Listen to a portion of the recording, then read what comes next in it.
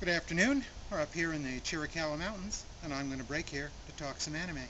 Bubblegum Crisis Tokyo 24.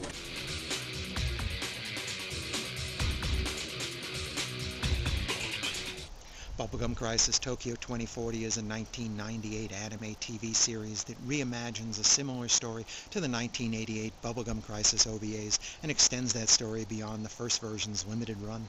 So, in other words, forget all that stuff you know about the Night Sabers. We're starting over. In the future of 2040, Tokyo has spent the last 7 years recovering from a major earthquake with the aid of boomer technology. Boomers are synthetic biomechanical life forms, artificial beings used for unpleasant, dangerous, or heavy manual labor. They can be made to look mechanical or human, and they can be used for anything from fighting a war, to dangerous construction, to waitresses and street cleaners. Tokyo itself has actually been renamed Genom City after the giant corporate conglomerate that manufactures these boomers, and it also seems to run the whole country. Boomers have one really big defect, however. They can go nuts and set off on a destructive rampage. Strangely, when they do that, they also transmogrify into grotesque new physical forms. The AD police were created to deal with boomer crime.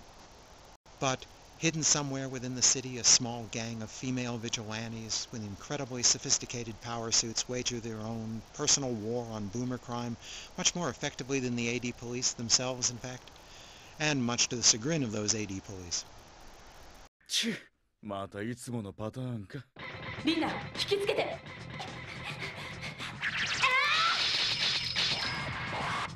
ここが例の28区。リンナさん、後ろ。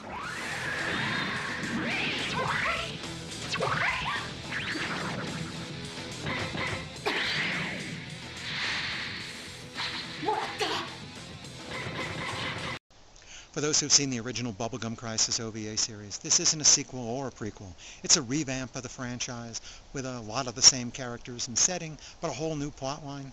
The Night Sabers are still the same, led by the slightly more mature Celia Stingray, daughter of the scientist who created this boomer technology for Genom. At the start, her team includes the rock singer biker babe Pris, and an AD police computer geek, Nene. The story begins as Lena has just arrived in Tokyo from the countryside, intent on starting a new life in the big city. She's going to become the fourth member of the Sabers. Celia also has a mechanic, Nigel, working for her, plus her brother Mackie will arrive presently. And also, Leon is still the AD police officer who has his eye on Pris. Essentially, that assembles the same cast as the older OVAs. Once that cast gets properly introduced, the series gets started on a long plot line that will run through all 26 episodes. Someone is scheming to use boomers for their own evil purposes, and the Genom Corporation is covering it up, and the AD police are in the corporation's pockets, so the Night Sabers are out to stop this ugly conspiracy. As a long series, this incarnation of the Night Sabers has time to delve into areas that the original OVAs could never touch on. How did the Night Sabers get started? How did they meet?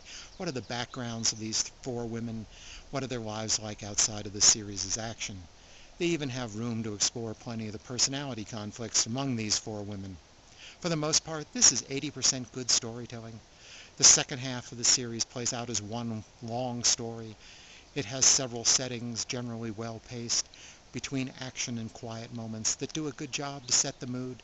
There are parts that seem claustrophobic as several characters are trapped in a building under siege by boomers, and there are times when it highlights desperation, as when the four women end up having to cope without their hard suits. And there are moments when it feels deserted and isolated. And of course, during the action sequences, it can be exciting. There are also some glaring defects, however. First, this series has some of the corniest dialogue I've heard. I know that I want to be one of you. I didn't move to Tokyo just to get a stupid job. I've been reading rumors about a group of armored vigilantes on the internet for over a year now.